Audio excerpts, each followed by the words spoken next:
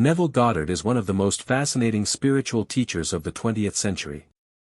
His teachings revolve around one central idea, that imagination creates reality. That the world we experience on the outside is simply a reflection of what we assume and believe on the inside. This is what's known as the law of assumption. And unlike many other spiritual or metaphysical teachings that focus on external rituals or methods, Neville taught that the real power is within you, in your awareness, in your inner conversations, and in what you dare to assume as true. Neville didn't teach this from a theoretical standpoint. He spoke from experience. He lived what he taught. He claimed that he tested these principles for years and found them to be infallible, that when you assume something to be true, persist in that assumption, and live from it in your imagination, it must eventually harden into fact. According to Neville, imagination is not just fantasy or daydreaming. It is the creative power of God itself. Every person, he said, is God made manifest, expressing through imagination. When Neville talked about imagination, he didn't mean thinking about something or simply visualizing a scene. He meant entering a state of consciousness so real, so vivid, that it feels natural, as though it has already happened. He called this living in the end. It means imagining yourself as already being the person you want to be or already having the thing you desire. For Neville, this was not a mere mental trick. It was the actual creative act. Because consciousness, he said, is the only reality. If you really think about that, it changes everything. It means that nothing in your outer world has power over you unless you give it power through your assumptions. The job you want, the relationship you desire, the health you wish to experience, all of it begins inside you. It's not about fighting circumstances or trying to change people. It's about shifting your inner state. Once you assume the feeling of the wish fulfilled, the outer world rearranges itself to reflect that assumption. That's the essence of the law of assumption. Now, let's make that a bit more practical. Suppose you want to manifest a new job. Neville would say, don't focus on how it's going to happen. Don't worry about the process or the steps. Instead, go directly to the end. Imagine yourself already in that job. Feel the emotions you would feel if it were already true. Maybe you see yourself sitting in your new office, signing a contract, or celebrating with friends. The key is to enter that state so deeply that it feels real, that it feels natural to you. Because the moment it feels natural, that assumption begins to create your reality. Neville explained that this law works for everyone, whether they believe in it or not. Just as gravity doesn't need your belief to function, the law of assumption is always at work. Every assumption you hold, about yourself, about others, about life, is constantly shaping your world. Most people don't realize this. They assume things unconsciously. They assume they're unlucky, that money is hard to get, that relationships never last. And life mirrors those assumptions perfectly. Neville said, change your assumption, and you change your life. He often repeated that you are always assuming something about yourself. You are always in a state. You might assume you're a confident person, or you might assume you're shy. You might assume success comes easily, or that it takes hard struggle. Whatever your dominant assumption is, that is what expresses in your life. So if you want to change your outer world, you must first change your inner state. You can't fight the mirror to change your reflection. You have to change your expression. Neville taught that the imagination is not just a mental faculty, it's spiritual power. He said that God became man so that man might become God. Meaning that your imagination, your awareness of being, is the divine power itself. You're not trying to attract something outside of you. You're creating it within you and allowing it to manifest naturally. The world is simply your imagination pushed out. Everything you experience is your own assumption objectified. Many people ask, but what about action? Don't we have to take action to make things happen? Neville's answer was subtle but profound. He never said not to act. But he emphasized that inspired action flows naturally from the state you occupy. When you assume the feeling of the wish fulfilled, you will find yourself moved to act in ways that bring your desire to pass, but without strain, without forcing. The actions come effortlessly because they are born from your new state of consciousness. You don't have to manipulate circumstances, they will align on their own. He gave countless examples of how this works. People would write to him, sharing stories of how they imagined something, a new home, a reconciliation, a job, and how it manifested almost magically. He himself shared a famous story about how he imagined receiving honorable discharge papers from the army during World War II. He was told it was impossible to be released early, but he persisted in imagining that he was already home in New York. He felt it, lived in it, and within weeks, he was honorably discharged and free to go home. His assumption created the outcome. Neville's approach requires persistence, because the outer world often reflects your old assumptions for a while. He said that faith is loyalty to the unseen reality.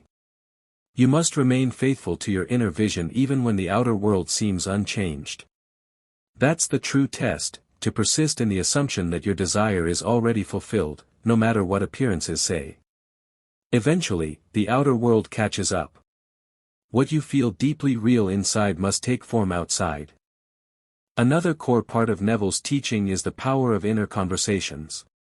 He said that every day, you're having silent conversations in your mind, with yourself, with other people, with life itself. These inner dialogues are creative acts.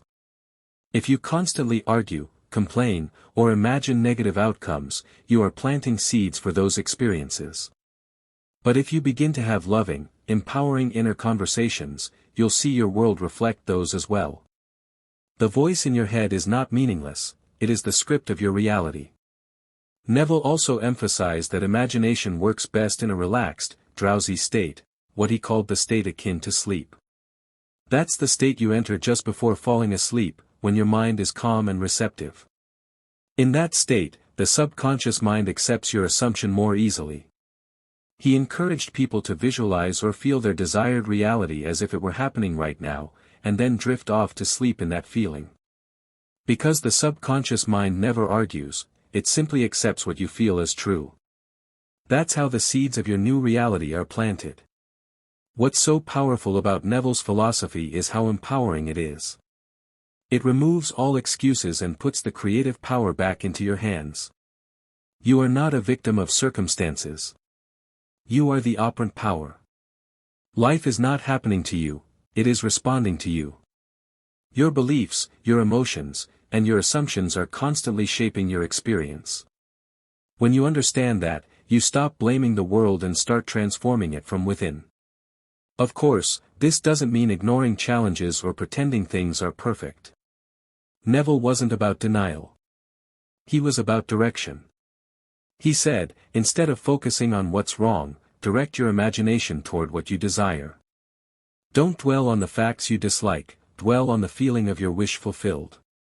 The facts will eventually change, because they are only the shadows of your assumptions. As he beautifully put it, dare to believe in the reality of your assumption, and watch the world play its part relative to its fulfillment. Neville's message was deeply spiritual yet immensely practical.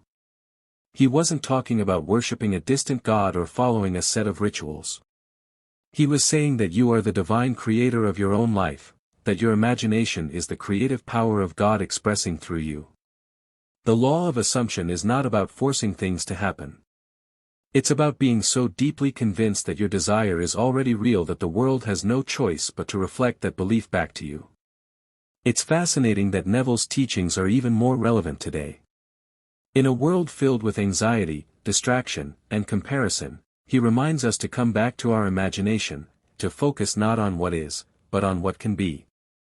When you assume the best, when you believe in your inner vision, you align with infinite creative potential. And from that state, miracles appear to happen naturally. So if you want to start applying the law of assumption in your life, begin simply. Choose one desire. Something that feels meaningful but not overwhelming. Close your eyes and imagine the end result. Don't think about how it will come. Just feel what it would be like if it were already yours. Feel the relief, the joy, the gratitude. And then carry that feeling with you as you go about your day. Whenever doubts appear, gently return to that feeling. That's how you shift your state. That's how you create your new world. Neville would often remind his listeners that imagination is more important than knowledge. Because knowledge is about the past, but imagination creates the future. The moment you assume something new about yourself, you set in motion a chain of events that will make it true. It might not happen instantly, but it must happen, because consciousness is the only reality. The law cannot fail. When you live by the law of assumption, you stop chasing and start allowing. You stop begging and start creating. You realize that you don't need to struggle or prove your worth, you simply need to assume it. You need to know that it is done. That's the real secret. The world is not separate from you, it's within you. Every person, every event, every situation, they are mirrors reflecting your dominant state of being. And that's the beauty of Neville's message. It's not about changing the world. It's about changing yourself, your concept of yourself. Because when you see yourself differently, everything changes. When you assume you are loved, love shows up. When you assume you are successful, success finds you. When you assume life is kind, life treats you kindly. The law works the same for everyone, all the time. Neville Goddard's teachings have inspired millions because they speak to something deep within us, the knowing that we are powerful creators. He stripped away all complexity and said simply, assume it, feel it, live in it. And the world will respond. That's not just theory. It's a truth you can test in your own life. And once you do, you'll see for yourself that imagination truly does create reality.